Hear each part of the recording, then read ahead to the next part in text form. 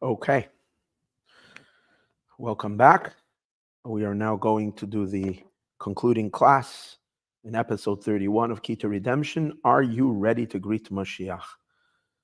So we never spent 6 classes on one episode. That's because of the importance of this particular talk the Rabbi gave.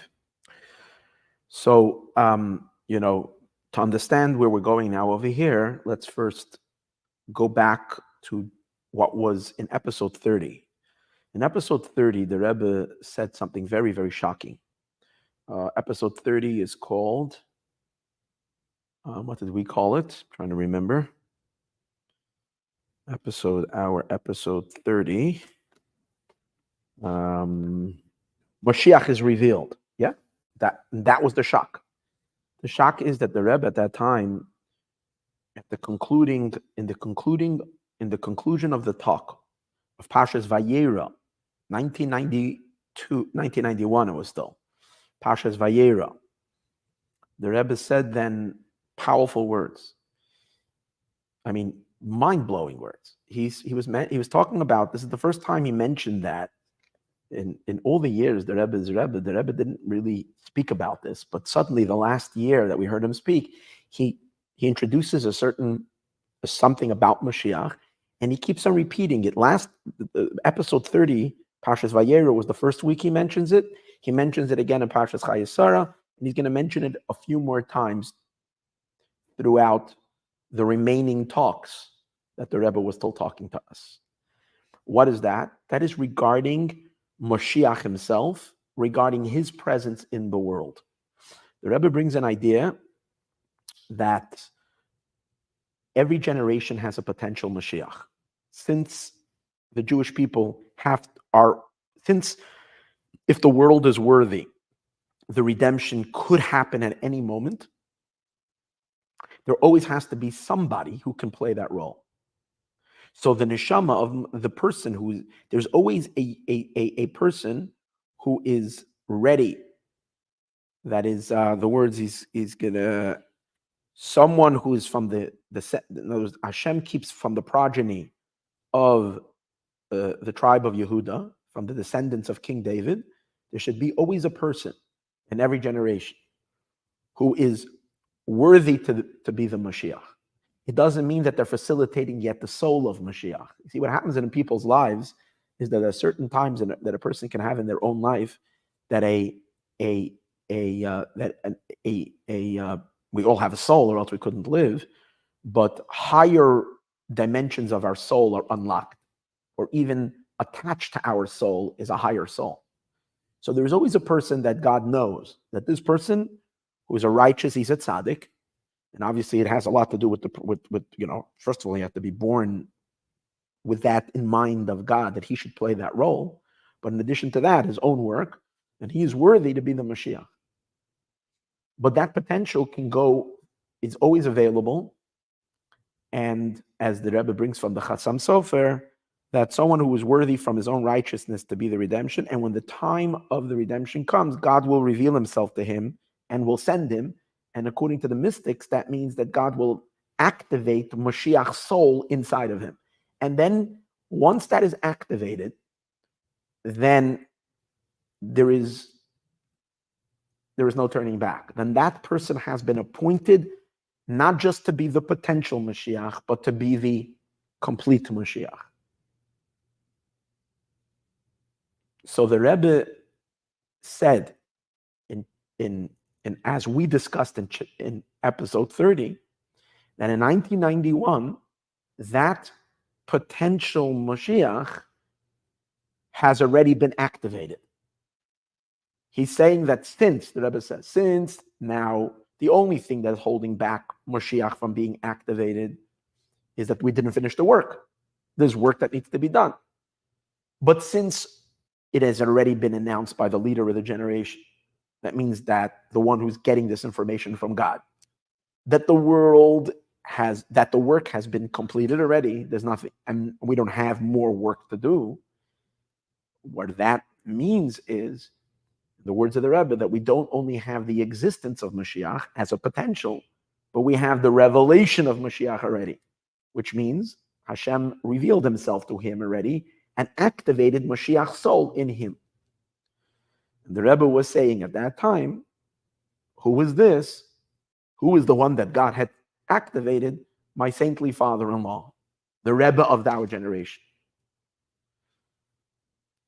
It's very important to understand that when the Rebbe talks about a saintly father-in-law, it is always, and you'll see later, over here he says it even clearer, it's himself as he is unified with his saintly father-in-law. Because the Rebbe never saw his leadership as independent leadership for himself. And that is because, that we discussed in previous class, there are 7 Chabad Rebbes, 7 Chabad Rabbeim. The 7th is Malchus, like we discussed in previous class. Moshiach is Malchus. Malchus doesn't have anything of its own. It's like the moon. It must be attached to the sun. The sixth element of the Sefirot is what flows the energy into Malchus. So Malchus and Yisod have to be always attached together. That's a simple, on a Kabbalistic, deeper reason why the Rebbe does not see himself ever as a power on his own, but rather a continuation of the life of his father-in-law. But when the Rebbe speaks about himself, this is throughout all of his leadership, the Rebbe always refers to himself as my saintly father-in-law. The Rebbe, my saintly father-in-law. We're going to see that he uses the term over here in today's talk when he speaks about his the Moshiach that is now the shliach of our generation, who's now ready and active and has been given the job already to redeem the Jewish people. He mentions my saintly father-in-law, like he was in the generation, like happened in the previous generation before that, my saintly father-in-law unified with his father, since he was his only son. Meaning to say, he's saying the 6th Rebbe was also attached to the 5th Rebbe. The 5th Rebbe, Rebbe Rashab, became unified with his only son. He had only one, Rabbi Yosef Yitzchak. Together they forge one entity. And he says, so that there is the completion of all 7 branches of the menorah. Why 7? Who is the 7th? There's 5 and 6. If he's only talking about his father-in-law, then it's only 5 and 6. The 7th is including himself. He's saying that as the 7th becomes joined with the 6th, in the same way like the 6th became joined with the 5th. So it's one candelabra, it's one menorah of the ultimate divine light of Mashiach's light in the world, as a fusion of all 7 Rabbeim. So the stunningness of that talk was that the Rebbe is basically saying, you are now telling the Jewish people and telling via them the entire world that we are after the revelation of Mashiach. Does that mean that the redemption happened already? No. Because Mashiach now has to complete the redemption. But he first needs to be activated by God as Mashiach. The Rebbe said that crucial state happened already. Mashiach is revealed. But in the last week's talk, in episode 30, this had no practical ramifications. I mean, it was a huge bomb that must have caused everybody to flip. And obviously created enormous excitement by the Hasidim. By all the followers at that time were listening up to the Rebbe. But in the next talk, Pashas Chayei Sarah, is where the Rebbe takes this and leads this into practical changes in our behavior. Our avoda, our service now needs to change because of this information. And this is where he is going to conclude this amazing talk in chapter 12, bringing it all down to practical application. But what's amazing is he is connecting it to who he is and what he's expecting his shluchim to do right now. So he says like this: after everything we've discussed earlier, how Mashiach is the ultimate shaliach, and he is the fusion of heaven and earth and God and the world, and he combines with Moshe, and he activates in each and every one of us that we should be able to take our Mashiach dynamic and our Moshe dynamic and unify both together. That on the one hand, we are completely devoted to our mission. On the other hand, we use our own creativity and our own mind. That's the dynamic of the Shliach. So now in chapter 12, he says, all of this becomes so much more emphasized in our generation. When there is a novelty, this is true regarding Shlichus for the last 40 years, the Rebbe says. But right now, it becomes so much more pertinent. And this is not only true for the last 40 years, it's true from Eliezer, for the last 4,500 years. Every soul is a Shliach. We're all part of this amazing mission, including all the tzaddikim and all the work that was done, all the righteous people, everything. But now, in our generation, this is being highlighted, and there's something new in the shlichus that we weren't talking about till now. This is new. And what is new? I'm going to tell you right now what is new. We're going to get to there in the sikh. He's going to explain that right now, the new part is that since Mashiach is revealed, we need to get the entire world to be ready to come greet him. And the words of the Rebbe, Kabbalas Pnei Moshiach B'Poyel Mamish, to come and greet the face of Moshiach in the literal sense. That's going to be the point. But let's see how he gets there. He says, why is there such a big novelty now? He says, number one, my saintly father-in-law, again, here's another indication to that. He's talking about a saintly father-in-law did something. What did a saintly father-in-law do? He appointed all the people of the generation to be his emissaries, to spread Torah and Yiddishkeit in the entire world. There is nowhere in the previous Rebbe's teachings where the Friedrich Rebbe says, I am appointing all the Jewish people, every single person, to be a shliach, to be my personal emissary to spread Judaism. He speaks to his Hasidim and encourages them to spread Judaism, but that he himself appointed every single person, I don't think. The Rebbe, however, did use this language. The Rebbe does speak to all the Jewish people, and especially in the weeks leading up to this, saying that especially the 28th of Sivan, the famous Nisan, the famous talk, where the Rebbe said every single person is now charged with the mission you have to take responsibility to bring Mashiach. This is upon every single person. It was what the Rebbe did, the seventh Rebbe. But he's blaming it on his father-in-law. The answer is he's not speaking on his behalf of his own. He is one with his father-in-law. So when he says my father-in-law, he's speaking about himself. This is a little bit of a mental block that a lot of people have, because when you learn the sikhs, my father-in-law, it's important to realize that the Rebbe saw himself a continuation of his father-in-law, and he speaks in terms of what's absolute, with what he sees is the truth, which is the truth, that he's a continuation of his father-in-law's soul. The Rebbe expressed himself in the early years, Nishmasai bi, his soul is inside of me. When they were doing it, when the Rebbe had a court case regarding the book, the validity of the books with someone in the Chabad family of the previous Chabad Rebbe was making trouble and wanted to take away the library from the Chabad institution. The previous Rebbe had a huge, massive Torah library. And he wanted to take it away, claiming that he's an heir to it, because he's a descendant, he's a grandson. And it should be his personal, or he has a right, at least part of it. And then ended up in court. And the Chabad and the Rebbe argued, no, it doesn't belong to a private family, it belongs to the institution of Chabad. It belongs to the movement, not to an individual. So during that time, the litigants that would wanted to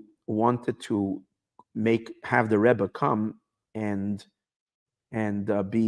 be interviewed in court, not interrogated, but to give testimony in court. And the Hasidim very much didn't want that to happen. That would be very unrespectful, that the Rebbe should be cross-examined publicly. So in the end, the judge ruled that the Rebbe does not have to go to court, and that instead they will take his testimony privately in his own house. And the lawyers will come and they will take the testimony. So during that deposition, when they were taking down his information, they asked him point blank, when you speak about your father-in-law, when you say Nasida Reinu, the leader of the generation, who are you referring to? And the Rebbe said I'm referring to myself.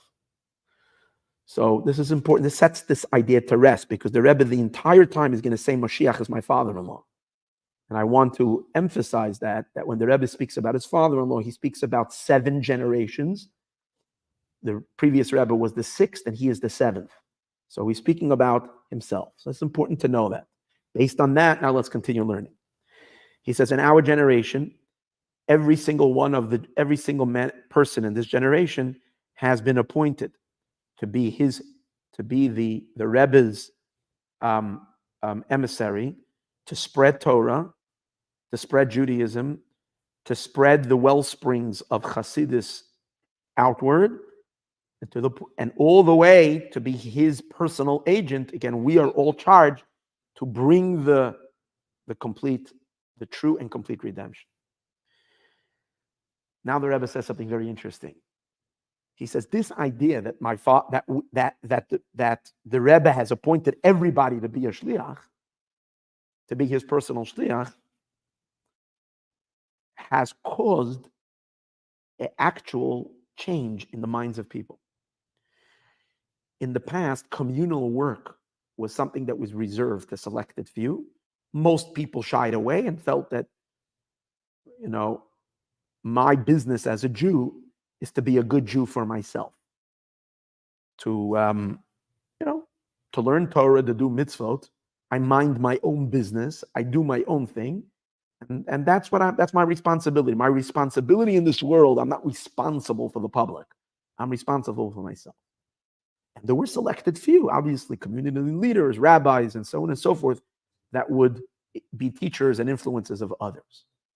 The Rebbe, however, wanted every single person, whenever anybody would go into a private audience with the Rebbe, whatever correspondence, the Rebbe is always charging people to be influences on everybody around them. That's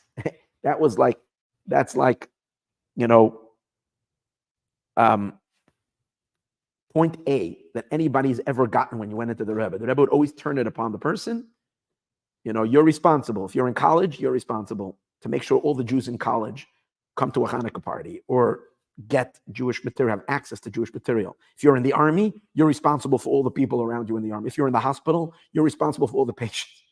The Rebbe always put everybody. So the Rebbe says, you see today's days that people are far more open to this, that their Judaism is not only for themselves, but that they should, he says, in the words of the Rebbe, he says, now it's easier to explain to a Jew, even a person that up till now felt that he's kind of good minding his own business, but that today's days, in the past it was difficult, but today's days it's easy to explain to a person that in addition to their own personal service and religiosity, they have the responsibility to be a shliach. I mean, that every person becomes a shliach to influence of their own qualities and of their own knowledge upon other people. It begins with your own family and friends and acquaintances and anybody that you can reach. And with this, it is added even more. Now, I'm not going to be as fluid today. Because of this is so important, I'm trying to literally read the words as the Rebbe says them and translate them into English, as opposed to using my own words, because of the sensitivity of the subject matter over here. So therefore, just bear in mind that I'm purposely sticking to the script as much as possible. And with this, with some commentary that I feel needs to be added, just that we should understand what is being said. And with this is added even more regarding those people who merit it, that from within the Jewish people as a whole, who have now been appointed recently, that everybody is a shliach, but from amongst the Jewish people itself, there are certain individuals who have been chosen that they should become the direct emissaries. They're called shluchim, even though everybody's a shliach. They're called the emissaries of the leader of the generation.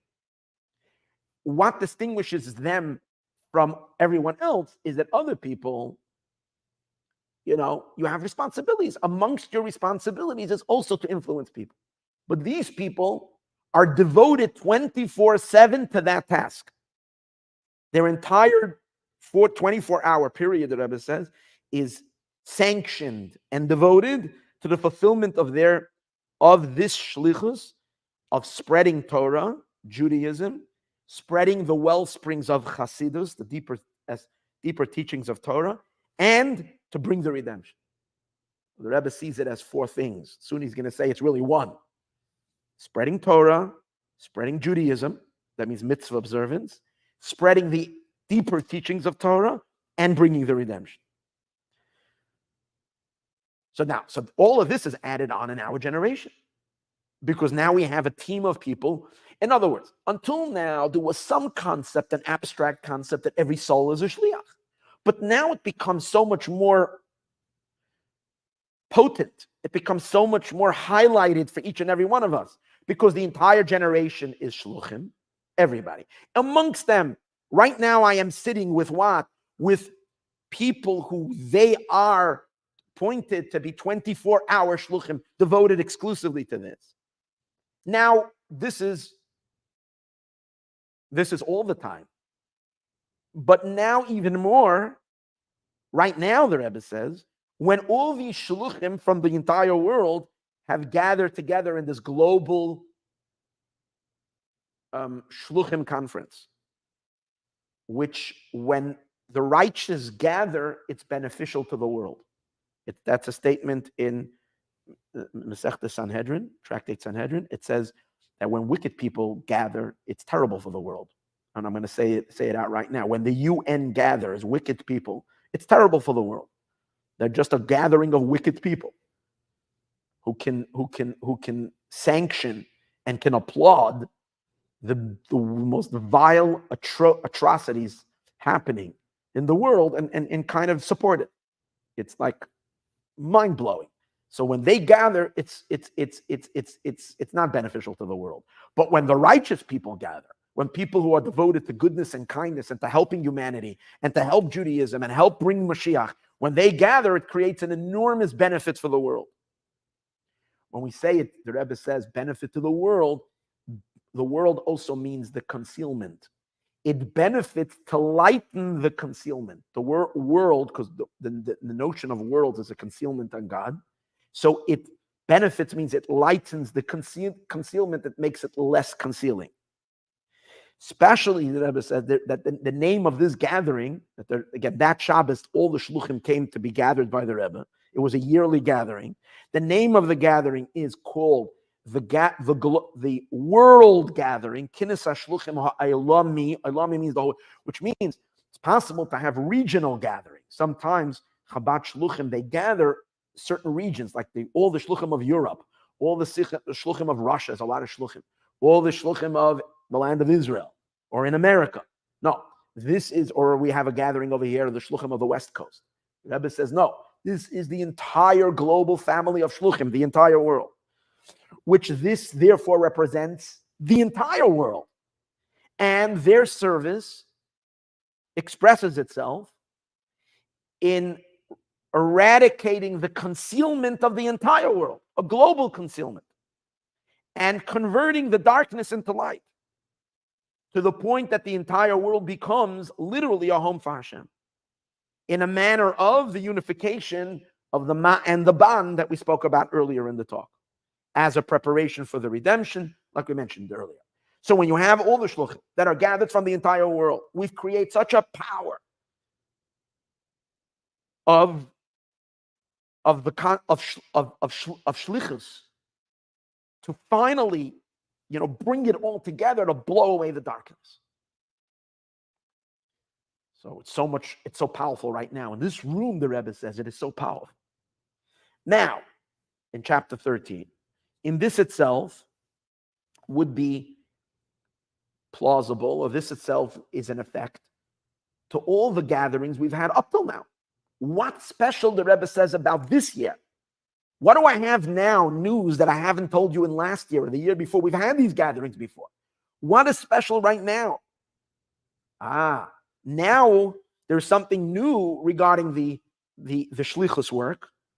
What's the newness? It's connecting the shluchim's work, which in general is to improve the world and so on and so forth, but to connect it particularly with Moshiach Tzidkenu himself, who his job is Shlach Nabi Atishla, who Moshe says, send with Moshiach, who's called the Shaliach, who's God's private emissary to bring the redemption. So now we got to hitch up. This is what the Rebbe is saying. We got to hitch up the institution of Shlichus, all the Shlichus, that they should become connected to and part of and directly involved with Mashiach Tzidkenu himself and assist Mashiach in his Shlichus to bring Mashiach.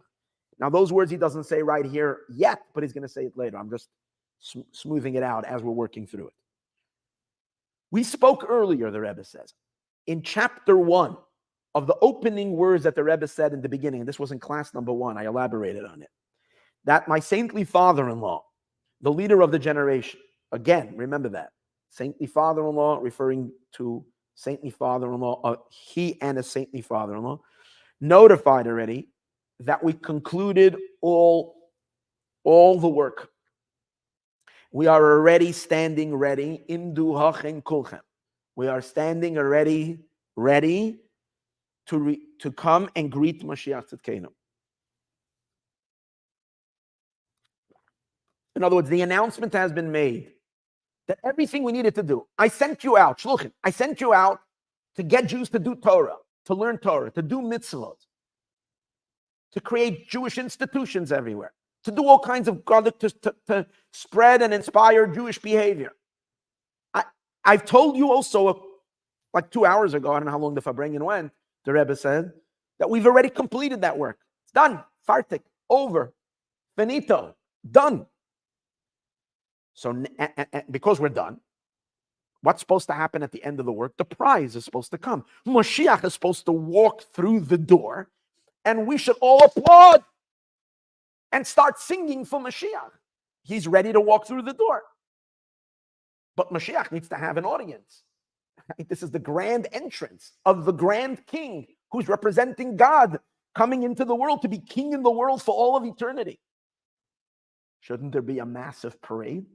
Shouldn't there be a massive a Kabbalah's panim, as you call it, greeting ceremony?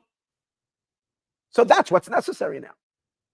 Since you guys are here representing the entire world, I am sending you back home to make sure that you're going to prepare an inaugurational party.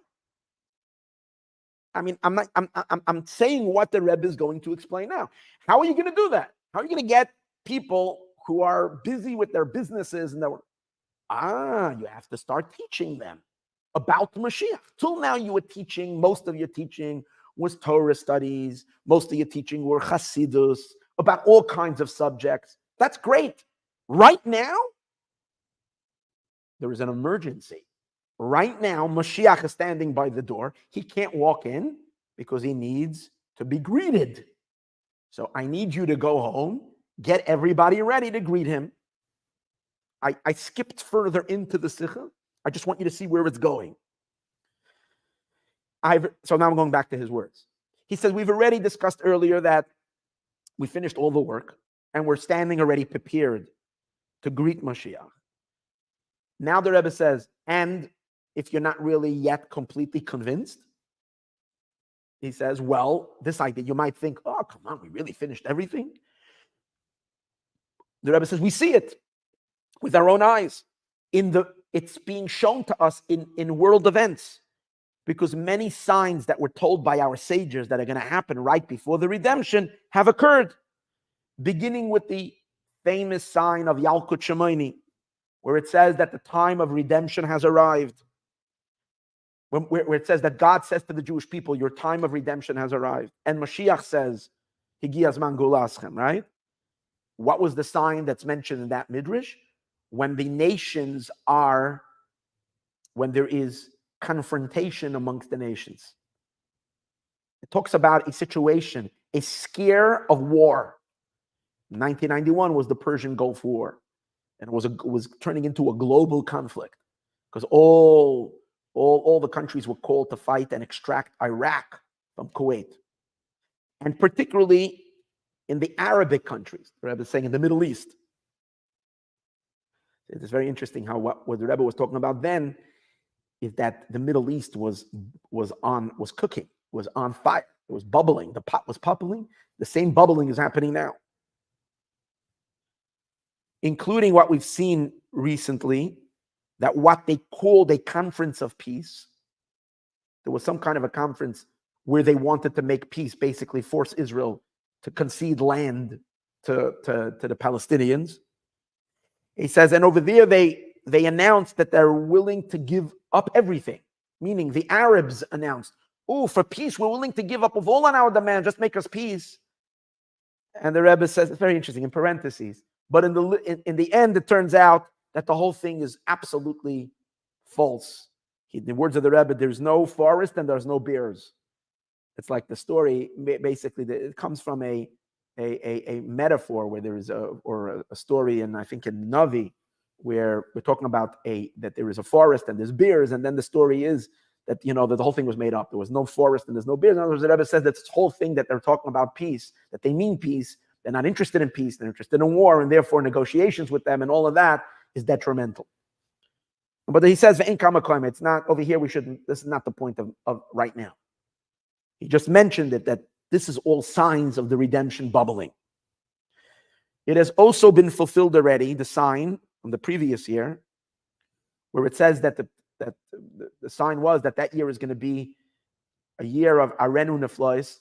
Again, this was in the year 57-52. 57-51, the Rebbe coined that year, a year that Arenu, God says, I will show you wonders. So the Rebbe says, we've seen many wonders, so that was been also fulfilled. And this year is even more than last year. Neflois Ba, the miracles are in the year, and B'toicha, inside it. That the miracles, and not only we've witnessed miracles, but the miracles became the nature of the year itself. The identity of the year became that it's a year of miracles. So we're seeing already Moshiach's effect on the world in such a powerful way. Now, what we're also seeing is, so again, in order to show the shluchim that are sitting then, thousands of shluchim packed 770, and the Rebbe is talking to them, and he's saying, listen here, the work has been done, we're ready to greet Mashiach. Number one, take a look at world events that are all pointing their arrows that were right away, that were there. And in addition to that, take a look at Moshiach himself, that things that it says that Moshiach needs to do, he's already, which part of Moshiach's jobs, Moshiach has a checklist that he has to check off in order to establish himself as Moshiach. He has to work to getting the Jewish people to keep mitzvahs, observance, to bring and to plug all the breaches in Judaism. In other words, whenever there's something in Judaism that needs to be fixed, Moshiach is there with his repairman trying to repair it. Okay, and including to that, he has to wage the wars of God, which means there are forces of evil in the world, and he has to wage those wars. Doesn't have to wage it physically, but he has to be a voice in this world, a spiritual, powerful voice fighting against those who want to harm the world or the Jewish people in any which way, physically or spiritually. Moshiach has to fight those wars. So the Rebbe is saying to his shluchim, take a look. Another sign that Moshiach is already about to come was that Moshiach has been victorious in many of the wars that he's fighting. Not in all. There are certain battles that have not been won yet, but in many things we see already that Moshiach has already broken through. That in earlier days there were resistance, and now he has broken through. What is he referring to? He's referring to himself fighting for certain things. And many of these things have been implemented. When the Rebbe scored victories. Not in all. The Rebbe was crying his soul out that Israel should not ever, ever, ever consider giving an inch of land in exchange for peace. Because you're not getting peace. You're going to get war and bloodshed. That war has not yet been completely won. Well, since October 7th, we've reached a point where, yes, it is now, at least as far as we know in Israel, becoming clear to everybody that there is no choice, that there's no more negotiations of land for peace. Mr. Biden and the White House still thinks that two-state solution is going to work. Idiotic. absolute stupidity. There is no partners for peace. There is no peace. There is peace when Israel will be settled in its land. Because no one wants to live side by side. If they would want to live side by side in peace, there would be something to talk about. But every single time they're giving a chance to live side by side in peace, they build, with all the billions of dollars that is given to them, build terror tunnels, entire cities underground filled with weapons, hospitals filled with weapons, courthouses filled with weapons, kindergartens and nurseries filled with weapons. And you want to make peace? What peace? So the Rebbe was fighting for this. So, and that we have not yet seen a full-fledged win, although it seems like the tides are turning, that people are beginning to wake up to what the Rebbe was saying. But in many things, the Rebbe is saying to the Shluchim, we've already won already. But it's not, the war that Moshiach fights is not a physical bloody war. The war that Moshiach fights is a war of peace. And his victory, now, who is he referring to? It's clear that he's referring to himself. I mean, it's important to say this because, now, what do you see he's referring to himself? Well, he's talking about to his shluchim. So who is he talking about? Who is he talking about over here? That there is somebody in Zimbabwe, a Jewish person in Zimbabwe who was Moshiach. He's wearing a turban, and he's somewhere in the desert, and he's fighting wars, and he's winning. The Rebbe is talking about Yamid Melech Mebeis David, the king from the house of David, who's been working for the last 40 years to spread Judaism, and has created the biggest Jewish force of Torah and mitzvahs, a network that has never been since the day the world was created. It's never in history been such a force. Fighting for truth, fighting for holiness, and fighting for godliness. It's 32 years later, and the Rebbe remains the most influential Jewish leader. Today, I'm not talking about then. Today, because all of his Hasidim, whatever they're doing, are doing because he's charging them and empowering them. So we're not, this is so important always to remember, we're not talking about some obscure person living in the desert with a group of people smoking hashish and drumming thing and claiming he's Mashiach and does miracles. We're not talking about that. We're talking about the most prominent force, down to earth force within the world. And I want to stop for a second, just that you realize the president was elected yesterday in Argentina. It was a new Milei, I don't know how they pronounce his name, Milei. Yesterday he was elected to be president. Completely out of the box type of guy. So there was a video going around from him where he's talking that he merited, he's giving this whole talk, how he merited to get a book by one of the people who repeated what the Lubavitcher Rebbe says. I think he's talking about the book To Live a Meaningful Life by Rabbi Simon Jacobson. Rabbi Simon Jacobson wrote a book for all of humanity based on the Rebbe's work towards a meaningful life, the Rebbe's message to the world, not just the Jews. And Rabbi Simon Jacobson was one of the Rebbe's chayzrim. Chayzrim means that when the Rebbe would give these long talks on Shabbos for hours that you can't record. You're not allowed to write and you can't record. So how would the people remember what the Rebbe said? So there were like 5-6 people who were appointed. They were just very, very, very bright and have they practiced retaining information that they can retain literally hours and hours of words in their head. And then Motzei Shabbos, they would sit down together and they would remind, this guy remembered this guy, so remembered like that. They would rehash everything together. They would pull together and get all the information. And then they would record it and write it down. And then from everybody's writings together, they would have a clear picture of what the Rebbe said. So you have to remember hours. So this Milei is speaking of that he received the book directly with an autograph from one of the Lubavitcher Rebbe's people. And he goes on to talk about the Rebbe and that he visited the Rebbe's resting place, the Ohel. So what are we beginning to see? Leaders of millions of people stand in awe and talk about the Lubavitcher Rebbe. It's not just him. It's leaders across the entire world who are in reverence of the Rebbe.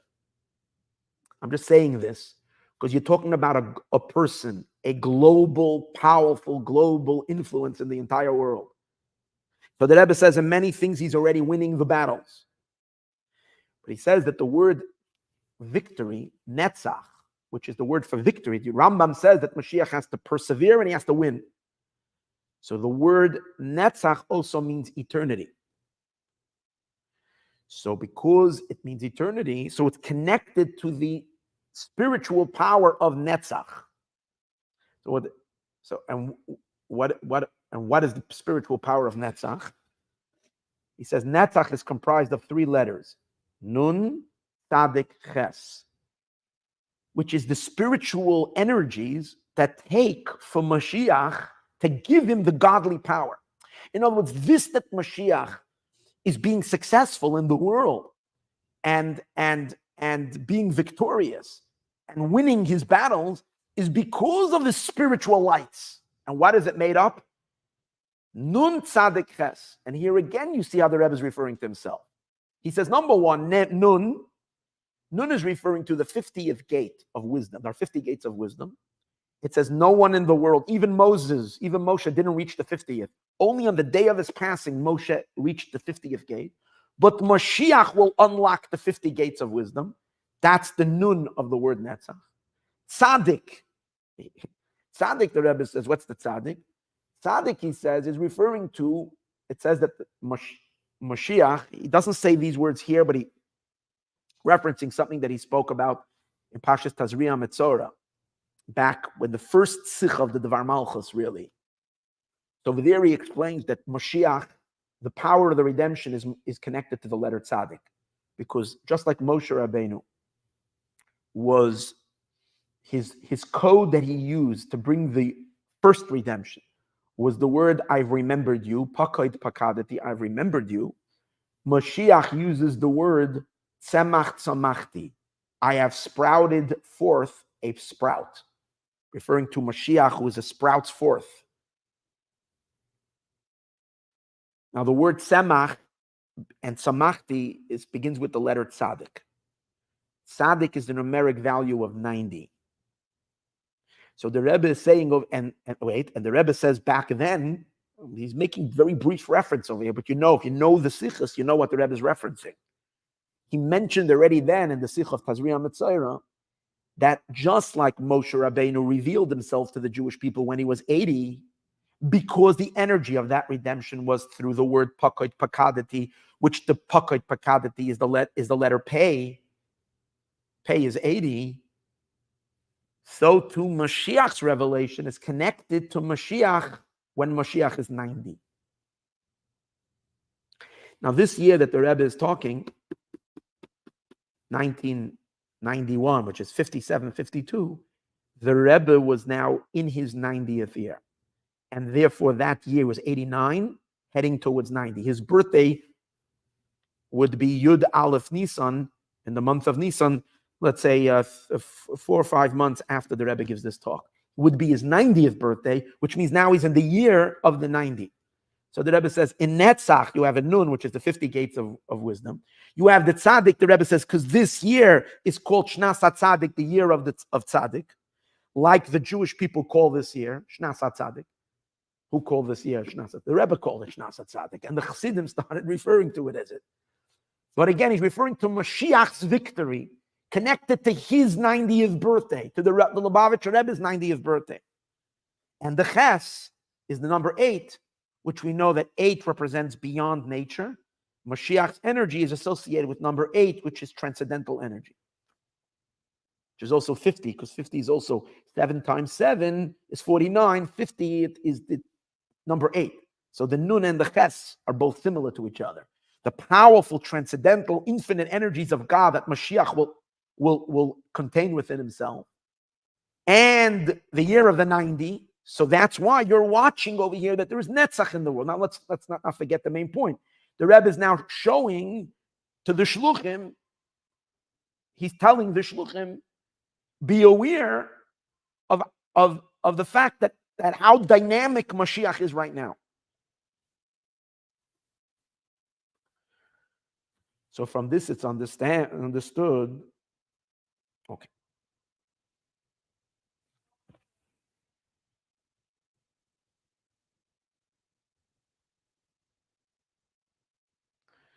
So here comes two very important sentences, two very important paragraphs. So from all of this, it's understood. Now listen, here I really want to stick to the words. That since the shluchim, since we've seen whatever we've seen till now, we see Mashiach's action in the world, we see the events that are pointing that everything, right? So from this, it's understood that what? That since the emissaries are holding already a long time after the fulfillment of their beginning of their work, in what? In spreading Torah, Judaism, and spreading the well springs of Chassidus to the outside. We've long finished the beginning of this work. Maybe in the 1950s, that's when we were doing the beginning, and maybe in the 1960s, we were still laying the groundwork. We were doing the beginning of this work. And we're already way after the middle of this emissary work. Maybe perhaps he's referring to the 1970s. The middle of this work, and also advanced already. We've advanced into the middle of the work. And to the point we've already now completed the shlichus. Meaning recently, the Rebbe says, we've completed the entire shlichus. It's done. How do you know? You might say, well, not every Jew is wore tefillin yet. Not everybody is religious. Not everybody is observant. Not every problem has been resolved yet to our limited eyes. The Rebbe says, in parentheses, how do we know we finished? Because the Rebbe, the leader of the generation, has already notified us this. Because we've been told through a godly message that we've finished already the work. Yet, continuing, yet, notwithstanding all of this, the complete and perfect redemption has not happened yet. So that should make us wonder. Everything has been accomplished. Everything has been done. And all of it is, the work was only to bring the redemption. So the redemption should have happened already. But yet we see the redemption has not yet happened. So we hear these words. So we need to say that there is still something that needs to be done in order to bring the redemption in the literal sense. In other words, the redemption is buzzing all over, but it has to be brought down in the literal sense, that there shouldn't be any darkness in the world at all. It has to be implemented down to our physical eyes. So there is still something that hasn't been done. Something still needs to be done. What? And that is, Vahu, and that is, what needs to be done is as follows. Now he's going to reference to what I mentioned earlier in the talk. Based on what it is known. And here he quotes a teaching from the Bartanura. Rabbi Bartanura, a 13th or 14th century, I think, great Talmudic commentator. He comments on, he's known for his commentary on the Mishnah. That in this particular quote is from his commentary on the book of Ruth.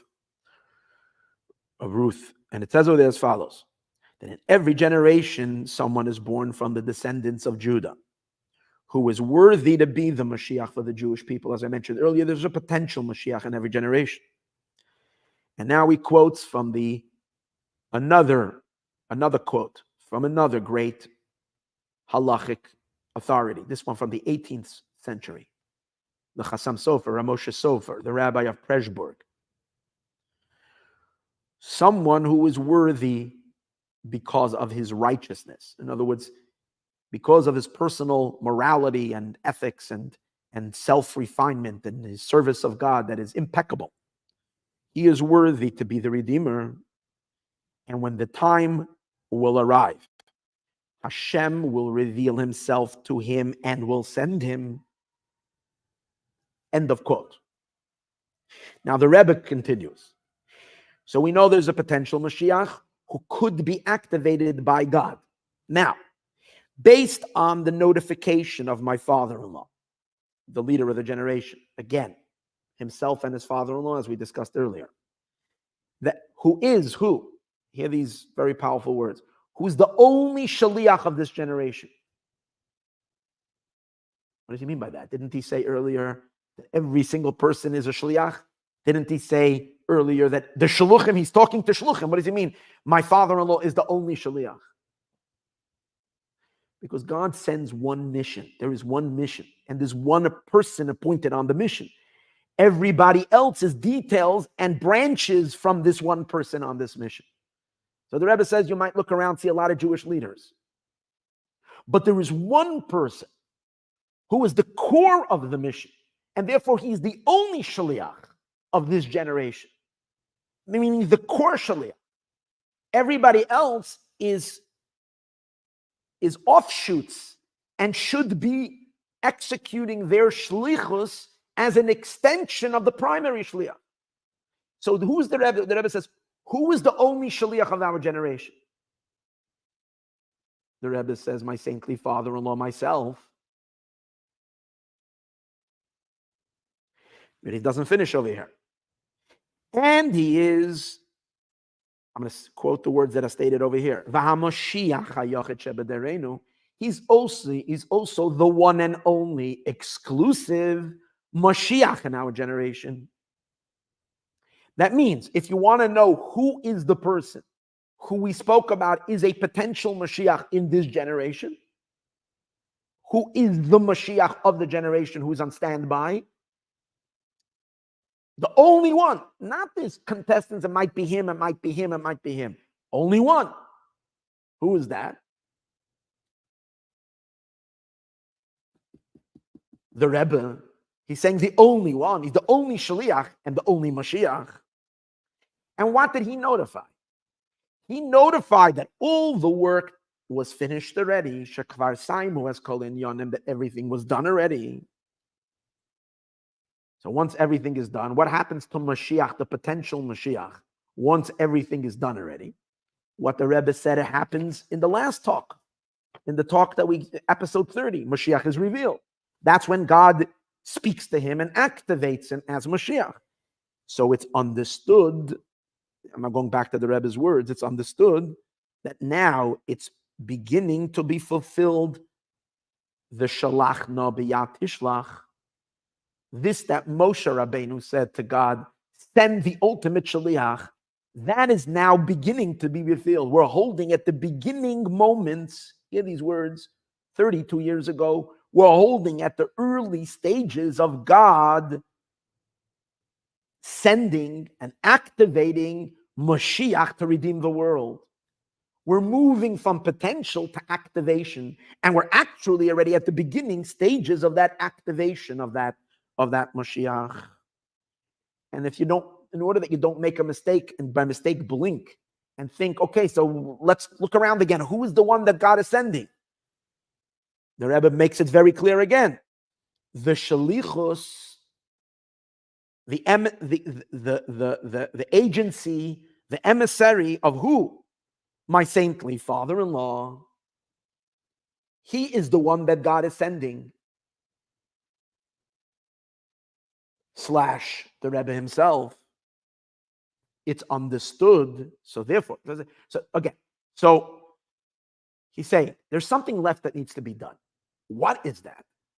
Based on this, that these facts that I just told you, that right now we have finished all the work and Moshiach has already been dispatched to redeem. From God's end, Moshiach has already been dispatched. God has given him the license, has given him the get-go. Like Moshe by the burning bush. God gave Moshiach already the instructions and he released them to go redeem the Jewish people. So based on that, now the Rebbe deduces. From this it's understood that the only thing, David HaYachid, the only thing that is left over now in the service of the shlichus. The only thing that the shluchim, again, all this entire apparatus of Chabad global network in the world, they have one job. Because the work was done. Everything you've been doing till now has been done already. Now the work is done. So there's only one thing is to go and greet Moshiach Tzedkenu in the literal sense. Go greet him in order that he should be able to fulfill his job in the literal sense to take all the Jewish people from the exile. For him to be able to speak to all the Jewish people and take them out of exile, the shluchim have to help out a little bit. How will they help out a little bit? They need to bring the Jewish people to come greet the Mashiach in the literal sense. A little metaphor that I gave in the last episode, it's worth repeating it again, that really, captures what is being said over here, is that we spoke about, really we've been doing the shlichus from Eliezer, from Abraham. We're doing the shlichus. What changes now? What do we do different? Well, what do we do different? What changes as follows. A king sends his people to build him a city. And eventually he says, once you build the city with the whole, at the end, after you build the city, I'm going to come visit. It takes them decades in labor and work, and they're all laboring and working to put all the infrastructure in place. They're all doing the work of building the city, which is going to be where the king is going to come and live. But what is their work? They're building a city. Their focus is on the building of the city. They know in the back of their heads, one day the king will come, but they're busy. They're not wearing clothing to greet the king. They're wearing their work clothing. They need to wear their work clothing. They're wearing their hard hats. They're on a construction site. They're doing their work. They're drilling into the ground. They're gardening. They're plumbing. They're doing electrical work. They're painting. They're designing. Whatever it is they're doing. All the work that goes into building the infrastructure, a city, a palace. And then all the work is done, and they notify the king all the work is done. The king sends it, and the king announces, it's to my satisfaction. It's all done. Now the king sends a message, and he says, I'm coming. Please see to it that you should be ready to greet me.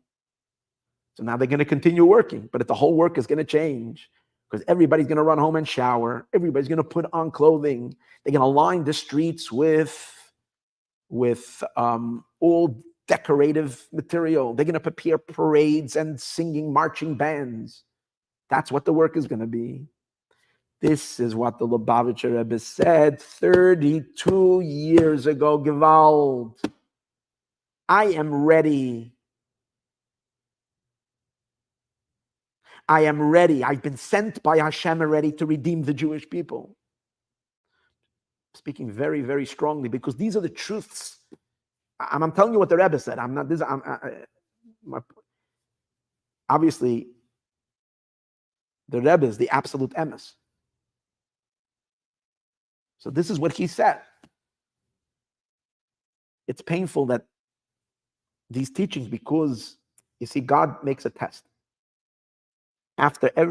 Whenever there's anything, the most greatest godly things always come with the powerful test. So what did God do? The Rebbe comes and makes the most craziest announcements. His shluchim and his people are devoted to him. Crazy. Every word of his is treasured. Every word is counted. Every word is precious and precious. But God pulls a quick one on all the Hasidim and on the entire Jewish world. Immediately after the Rebbe gives us these incredible testimony about himself and what's going on, the Rebbe has a stroke and he can't talk anymore, and he falls, so to speak, into a state of, but yet for an entire year, the Rebbe comes out on the porch and the Hasidim sing to him a song where they say, long live our master, our teacher, our master, our King Moshiach forever and ever. And the Rebbe, with his last bits of strength, is encouraging for an entire year after this. But then God has it in a way that Moshiach, that the Rebbe had a second stroke on the very same day that he had the first stroke, calendar year, 2 years later. And then his holy soul departs his body to our eyes on the third day of Tammuz. And no one expected that. So people can come to the conclusion that, what? God forbid, mission aborted. Or people can say there is a concealment, there is a darkness, and God is testing us, and the shluchim were tested, and Chabad Hasidim were tested.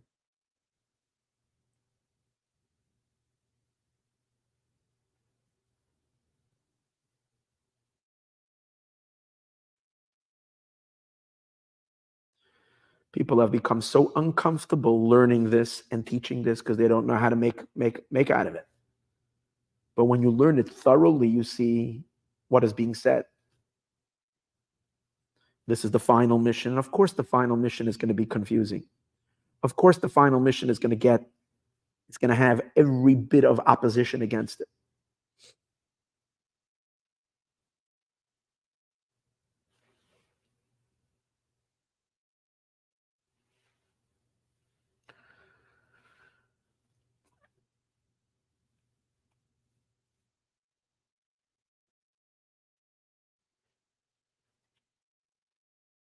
Moshiach is revealed, Moshiach is concealed, and he's revealed again.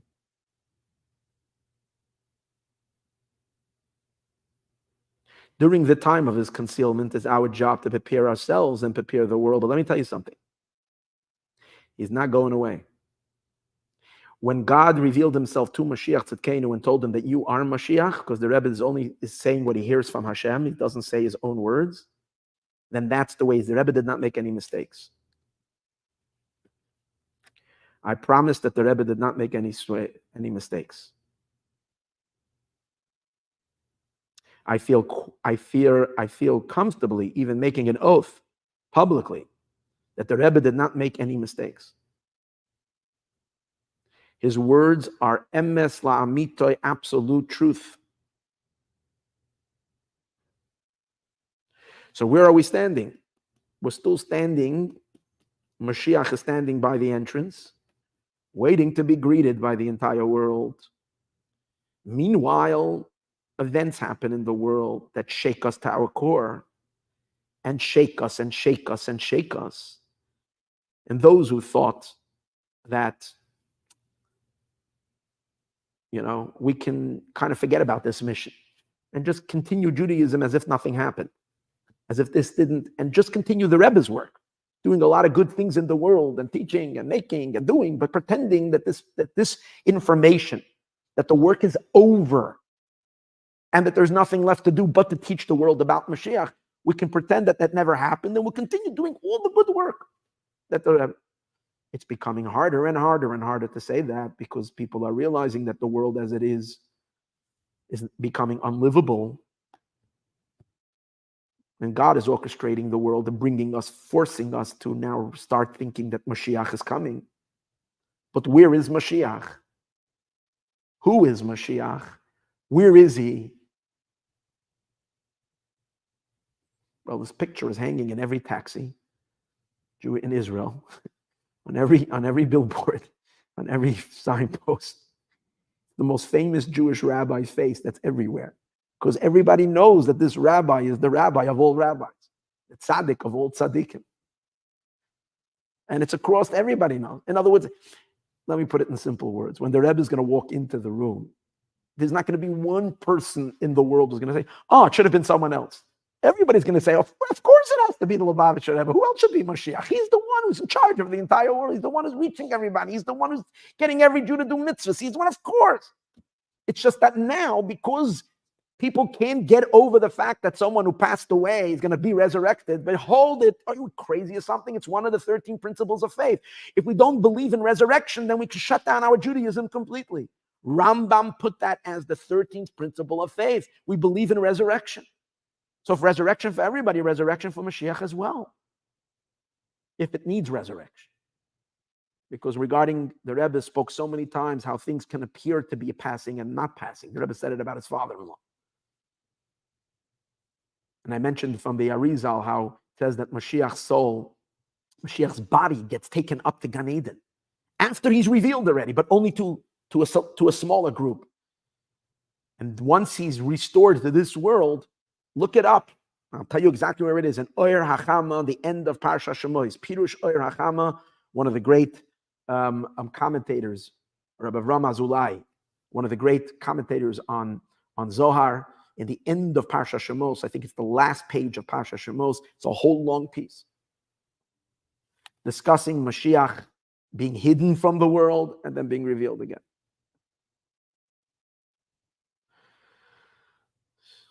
So I've reached a point already in my life where I am no more beating around the bush. I know it's not popular to talk like this, to say what I'm saying. A lot of people think it's heresy, shmeresy. The people who say it's heresy didn't open up a book, know nothing about redemption. Thank God I've been teaching about it for years. So I, Baruch Hashem, have the information. And we've been teaching about it. It's exactly what says is going to happen. It's just painful that people that can articulate and can speak. There's a lot of people who believe it, but sadly, the message is not being given in a thoughtful way where people can study and learn. Thank God, maybe that's the entire mission that I have in this world, is to be able to talk about this openly. I'm speaking about this openly, as crazy as it might sound to some people, but I can tell everybody that thinks it's crazy that the moment Moshiach walks through the door and you will see who it is, you won't even for a half a second say, "Hey, what are you doing as Moshiach?" Let it be someone else. Everybody will say, "Of course. Of course. President of Argentina, of course." The whole world knows the Rebbe.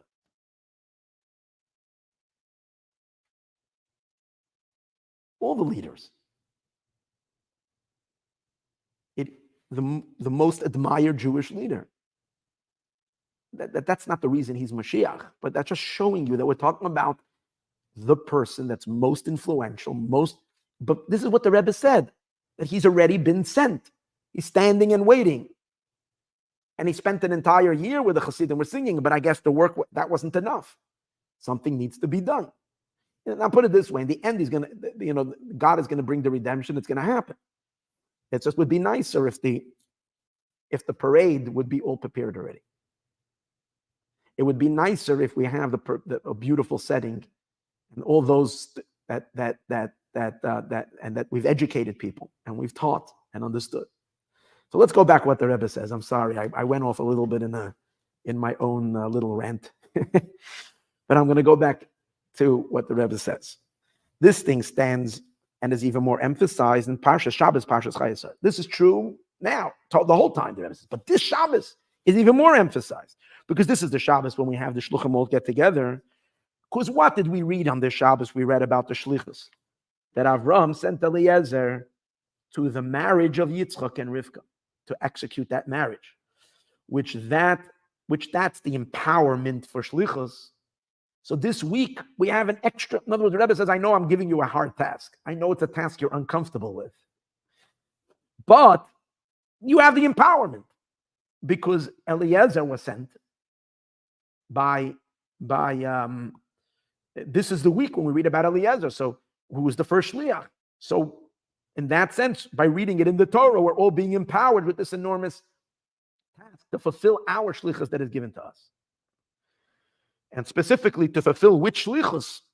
The completion of the shlichus of Mashiach Tzidkenu. In addition to this, the Rebbe says it's also Shabbos Mevorchim Chodesh Kislev. In addition to it being Parshas Chayesar, it's also the Shabbos in which we bless the month of Kislev, the third month of in the winter of the Jewish calendar. And in the month of Kislev is the month of redemption. Why? Because the Alter Rebbe was redeemed from jail. It's also another proof, you see, how the Rebbe sees his own family and his ancestors not as an individual sect of the Jewish people, but as the leaders of the Jewish people. Because the Rebbe refers to the month of Kislev as the month of redemption for the Jewish people. Why is it the month of redemption of the Jewish people? Because one Chabad rabbi got out of jail? Yes, because the Rebbe knows the truth. He's saying that from God's perspective and from the ultimate truth perspective, this is the redemption of the Jewish people, because the redemption of the Chabad movement, which will later lead to the redemption of all of Israel and the redemption of all of the world. So since this Shabbos, we're blessing the month of redemption, so the energies of redemption are now very potent. It's the month of the giving of the Torah. Isn't that in Sivan when the Torah is given? Yes, but Kislev is the month when the innermost of Torah was given. The giving of the Torah in Sivan is the outside of the Torah, the body of the Torah. The soul of the Torah was given in the month of Kislev, because Hasidus was then given its power, its license to be, which is the third month of the winter, which corresponds to the third month of the summer, Chodesh Sivan, the Chodesh of the giving of the Torah, of the revealed Torah. Now the Rebbe says something which is cryptic. I'm going to quickly go through it, and I'm going to give you my interpretation to what he's hinting to. But first, again, that's my own. I can't. Whatever I was saying till now, even though I was inserting, I think very strongly, I'm saying what it says. I hope. I don't think I have my own agenda here. But in the next piece, I'm gonna give you my own little interpretation of what I think the Rebbe is saying, because it's very cryptic.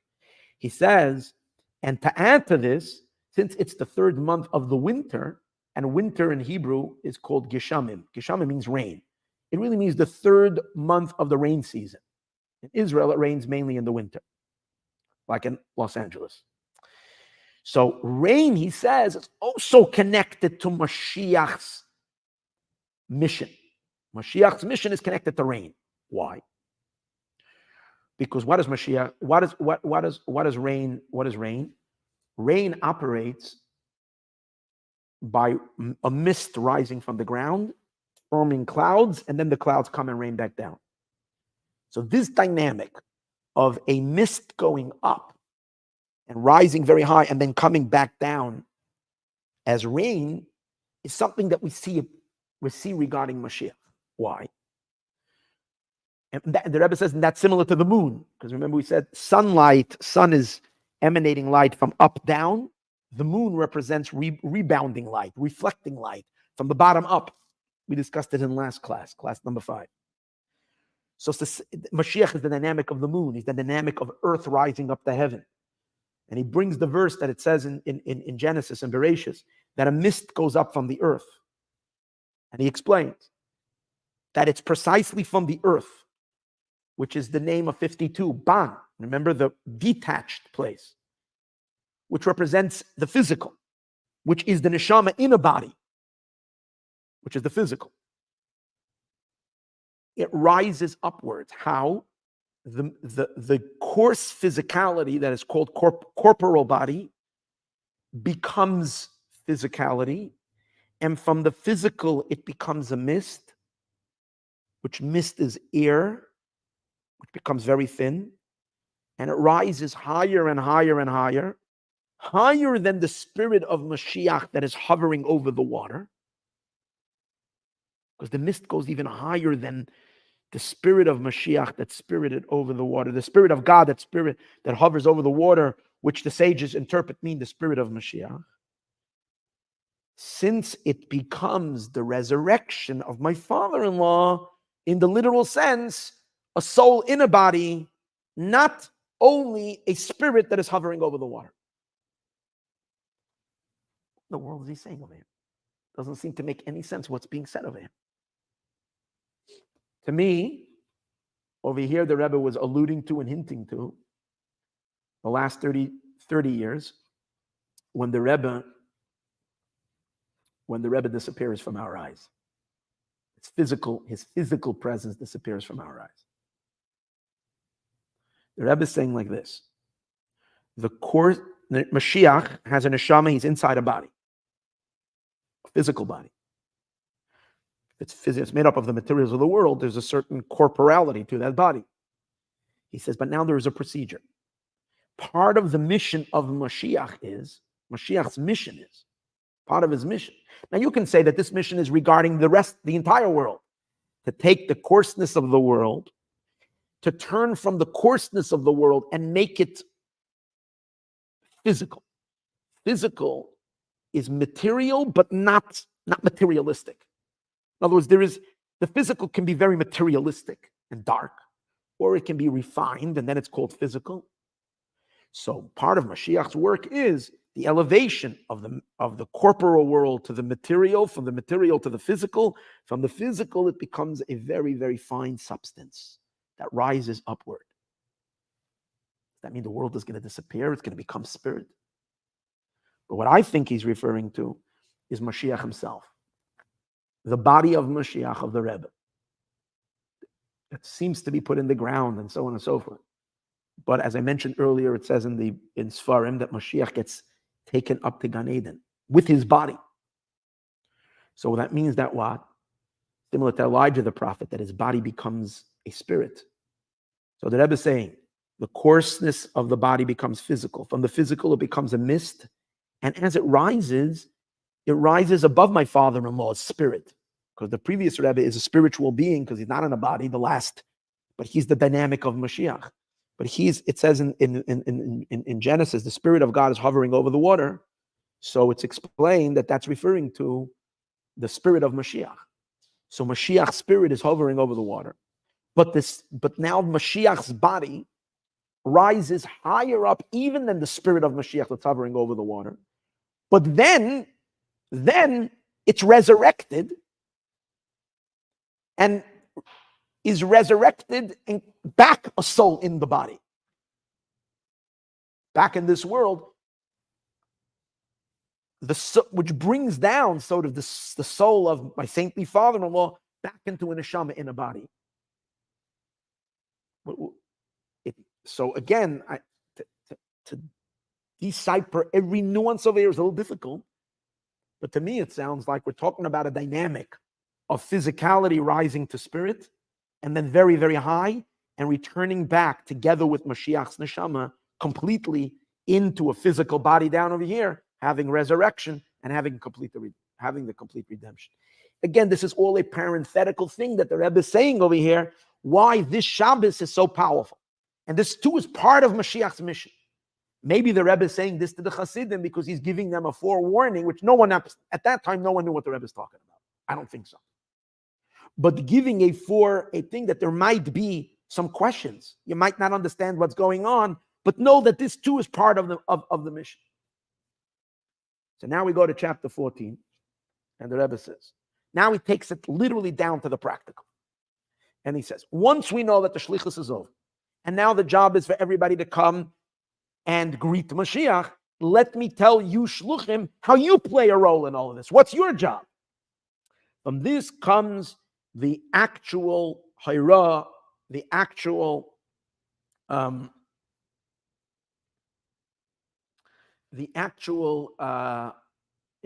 instruction that we should derive when we are standing now at the beginning of the global Shliach conference. Because Shabbos was still at the beginning of the global Shliach conference. The Rebbe says we're standing at the opening of it. The first thing we need to do, we need to go out and announce and notify all the shluchim. It's also interesting because the shluchim are all there. What does it mean we have to go and announce and notify the shluchim? Could be the Rebbe is referring to, the Rebbe knows that it's going to take many years for this to happen. He says we have to notify even today's days. We have to notify the shluchim. Again, that's my own guessing. But we have to go out with an announcement and notify all the shluchim that the service, the work that the shluchim need to do now, not just the shluchim, but being that every single Jew is also a shliach, expresses itself that we should go greet Mashiach Tzidkenu. What does that mean? Chabad shluchim study Torah, have to give Torah classes, set up tefillin booths. They put on tefillin with Jews, fix mezuzahs. They go and they make people's kitchens kosher. They help couples get married in a kosher Jewish way. Encourage people to go and live a life of purity by going to the mikveh and all these things. These are from the thousands of types of, and having minyans, quorums for davening, and doing festival activities. They do all this work. Is the Rebbe saying stop doing it because you finished all the work? The Rebbe says no. all the details that you're doing in your work of your shlichus, of spreading Torah, Judaism, teaching Hasidus, has to continue. But it needs to be permeated with one point. It needs to be focused. How does this lead to greeting Mashiach? The person who you're speaking to has to get a sense while you're putting tefillin with him that he's now getting ready through the tefillin to greet Mashiach. Because Mashiach is about to come. So this person needs to know that Mashiach is about to come and that he's preparing now to greet Mashiach. I'm just giving an example. The Rebbe is not using the example of tefillin. He's saying in general, everything you're doing needs to be one-track minded, preparing the people to greet Mashiach. And like it is emphasized, continue quoting the Rebbe, in the banner of this Kinnis Shluchim, every year there's another theme to the Global Shluchim Conference. That year, the banner of the theme for the gathering in 1957-51 was all the days of your life. It's quoting a statement from the Haggadah, from the Passover Haggadah, all the days of the life to bring to the days of Mashiach. So the Rebbe says, what does that mean? That we are obsessed with bringing Mashiach. All the work that we're doing, all the days of our life, and every single day itself, every moment and every hour of the day needs to be permeated with bringing Mashiach. That has to be front and center in our mind. Not only, that means every flyer that we give out has to have Mashiach on it. Every conversation we're speaking to people to include him, there must be some way that you turn the conversation towards Mashiach. And not only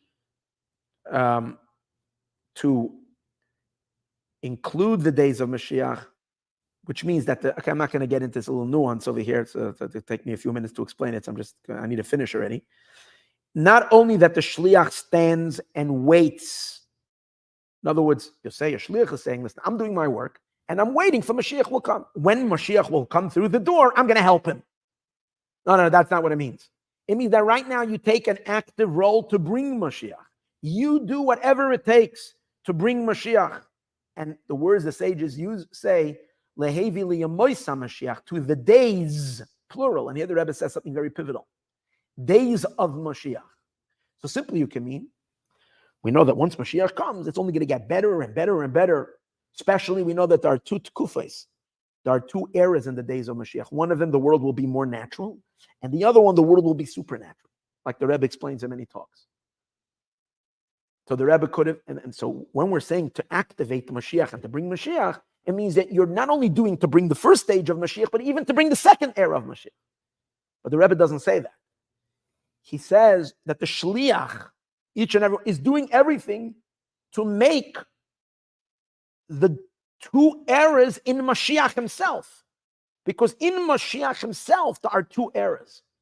Era number one regarding Mashiach, the person, is that he is the presumed Mashiach, which means he has all the qualifications to be Mashiach, and the actions that are doing are alerting us that he's probably Mashiach, and we can follow him as Mashiach, but he hasn't yet done it. He hasn't yet reached the point where it's complete confirmation, where it is slam dunk, done. That's only when he completes the building of the temple. Then it's fully established with the full certainty, according to Allah. So these are the two stages: presumed Mashiach, and then after he builds the temple, Mashiach Vadai. So the Rebbe says every single shliach over here has to do whatever he can to make sure that Mashiach is not only, we bring to the state, the period of Mashiach where Mashiach is the presumed Mashiach, but actually to take it even a step further, to to do whatever he can to make sure that the Mashiach who's the presumed Mashiach should already be considered the definite Mashiach. What do I mean in the literal sense, the Rebbe says? In the literal sense. It means as follows. Here's the main paragraph. That from this kinnis shluchim, from this gathering of the shluchim, we need to come to decisions. People have to make decisions and take upon themselves the work and figure out a way how every shliach needs to prepare himself and to prepare all of the Jewish people in his place and in his city. The shliach to Madrid has to make sure that the Jews in Spain and Madrid are preparing for Mashiach. The shliach to Bogota, Colombia, needs to make sure that the Jews who are in Bogota, Colombia, are ready to greet Mashiach, and maybe non-Jews as well. The Rebbe said that you should tell it, even publicize it in newspapers. Say, make sure that everybody. So shluchim, wherever you are, shliach to Texas, El Paso, Texas, needs to make sure that the Jews that are there. So he's not only responsible that the Jews in his town should be connected to Judaism. He's responsible that the Jews that are there should know that Mashiach is coming, but not only that they should know that Mashiach is coming, that's not enough. Look what he says. They should be ready to greet Mashiach. How? What does that mean? So what do you do to bring the person to be ready to greet Mashiach? Through this that you explain to this individual, to all the people in your community, whoever you can reach, whoever is within your jurisdiction, if you might say, you have to explain to them the inyan of Mashiach, the content of what's Mashiach all about. Like it is explained in the written Torah, in the oral Torah, in a way that it could be understood by everybody. Meaning, people need to speak to people in a language that they can understand. Don't just drill it into people's heads without explanation. Break it down, but teach them. He doesn't say just to talk about the era of redemption, Yemoisa Mashiach. He says to speak about Mashiach. What is Mashiach's role? What is he supposed to do? Once you know the Chumash about Mashiach. You know the Rambam about Mashiach. You know Hasidus about Mashiach. And then you'll understand who Mashiach is. And then you'll be ready to go greet him. He doesn't say that you should go out and tell everybody who Mashiach is. No. The Rebbe said, actually, when they were writing the Sikha, they wrote in that the Shluchim need to go and tell everybody who Mashiach is, and they meant that the Lubavitcher Rebbe is Mashiach. The Rebbe crossed it out. I'm not telling you that you must go and teach people about Mashiach, that they should be ready to come. If you feel the person is ready to understand who it is, tell them that too, because that's obviously going to make him even more ready. Because you don't only have a general idea, you know something specific. If the person, for whatever reason, is not ready for that, is not going to be able to accept it, is going to have a hard time with it, don't. So then teach him everything about Mashiach. Maybe he'll come to his own conclusion who Mashiach is. Maybe he won't. And when Mashiach will come, he'll be ready for whoever it is. But the main point is that the emphasis has to be everybody needs to teach and inspire. And we're talking to everybody. Everybody on this channel needs to teach this to everyone. Because we need to ready the world for Mashiach. How specifically should the people in our community become ready to greet Mashiach? By they themselves learning the subject of Mashiach and redemption. Especially to learn it in a way of Chachma bin Adas, learning it with Chabad learning, understanding it thoroughly. Since this is the service in these days, the Rebbe says, it's understood that this is, every single Jew can do it. Since this is the mission at our times, without an exception, literally. There's no one in our generation, there's not one single person who cannot take part in this massive, most important, and final activity. Now, in chapter 16 and 15, now we're going to do it very quickly. The Rebbe says, let it be the will that through this, that every shliach will fulfill their tafkid, their own personal part, with all the 10 powers of their own soul. And especially, not just individual people will do this. All the shluchim will gather together and work as a unit. This will bring instantly, let it be the will of God, that this should bring instantly the complete revelation of the main shliach. If every shliach does their own spark of shlichus, this will hopefully create together the ability for the main shliach to come, together with his 10 powers. That's Moshiach Tzidkenu, Shlach no b'yad tishlach, send in the one that you're sending, the shliach of our generation. Who is that? My saintly father-in-law slash Rebbe, slash the Rebbe himself, like he was in the previous generation. that my father-in-law became unified with his father, who is his only son, who is the only son of his father, so too when Moshiach will become unified with, we will have a 7 candelabra menorah of Mashiach, all the Chabad Rebbes together, brighting up the world with Mashiach's light of all 7 generations. So let it be the will that if all the Shluchim will do this, we will activate a full, powerful revelation of Mashiach. And another point, and it's also primary, since we've already done the service of the Shlichus, every Shliach can come to the one who sent us all. Who is the one who sent us all on this mission? We got to go back to the one who sent us. Who is that? That's God. We can all come back to God Almighty Himself. And every Shliach should say to God, I have done my Shlichus. I have fulfilled what you sent me. Now it's time that you, God, you do what your job is. And what's Hashem's Shlichus? Now is God. God has a Shlichus. God is the one who sends the Shliach. What's God's Shlichus? The Rebbe says, no, God is also a Shliach. Powerful. Moshiach is a Shliach. God is also a Shliach. Why? Because the sages tell us that whatever God tells us to do, He does so Himself. So if God appoints us as Shluchim, God Himself is also a Shliach. And together, just like a Shliach has to activate his 10 powers of his soul, God has to activate the 10 powers of the 10 Sefirot, the 10 attributes. So when the Shaliach, which is Hashem, together with the 10 Sefirot, then God Himself is Moshiach. And therefore what? And now what we're asking God, we did ours, you do yours. Shlach na b'yat tishlach.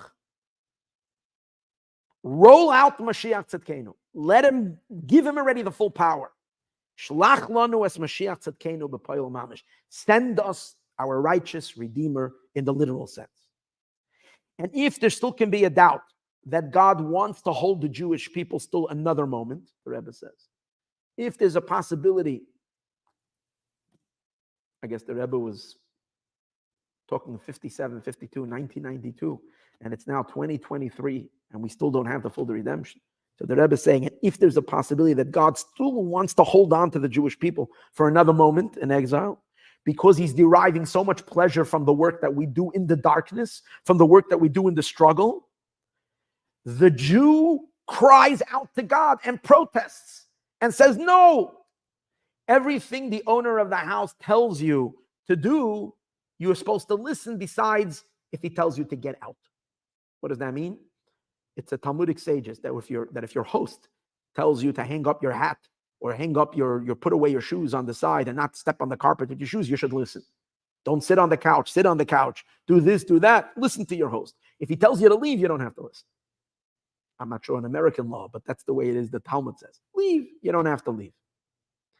So the Rebbe is applying it to God. God is the ultimate owner of the house. If God tells us to leave meaning leave my house, go out into exile, we don't have to listen. In other words, that's one thing that we should have the chutzpah to challenge God and say, we don't want to leave. We want to be with you. We want the redemption.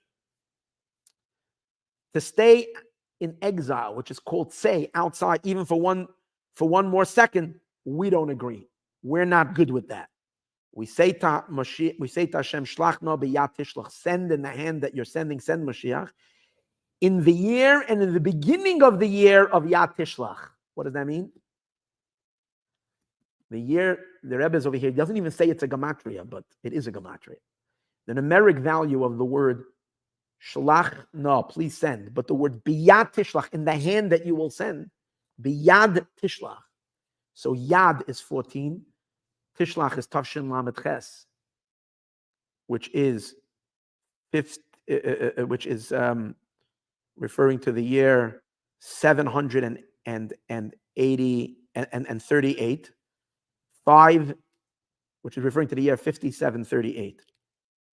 5738 plus 14 is 5752.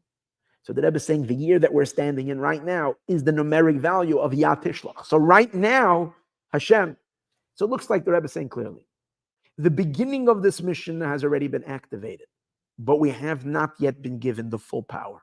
We have still not been given the complete ability to execute the complete redemption, and therefore we still need God to release that power to Mashiach. And that's what we're asking, that hopefully by the shluchim doing what they need to do, it's going to help finalize and complete it and bring it to its completion.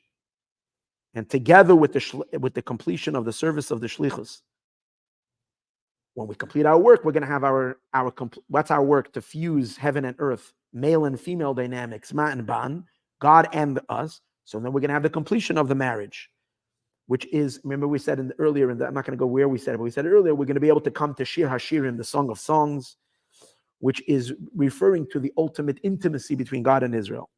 And specifically through this, that we also accept upon ourselves to learn the entire book of Torah, Or and Lakuti Torah, with all the parts to the very end, including the Memorim of Shir HaShirim, which through learning Torah and these things, we speed up, we hasten that all this should happen even faster. And it should happen in a way that the woman controls the man, that God himself feels controlled by the Jewish people, where the woman, and he himself admits to us and says, and one not just admits, God thanks every single one of us and says, listen here, I have to thank you, you've done it. And God thanks us literally, personally, for our work, even if it wasn't so perfect. I like that little parenthesis. Even if we didn't get it done so perfect, God's still going to thank us. And he leads all the Jewish people to the Holy Land, to Jerusalem, the holy city, to the Holy Mountain, to the third temple, and more and most primary, that all of this should happen instantly right now. With this, we conclude the most dramatic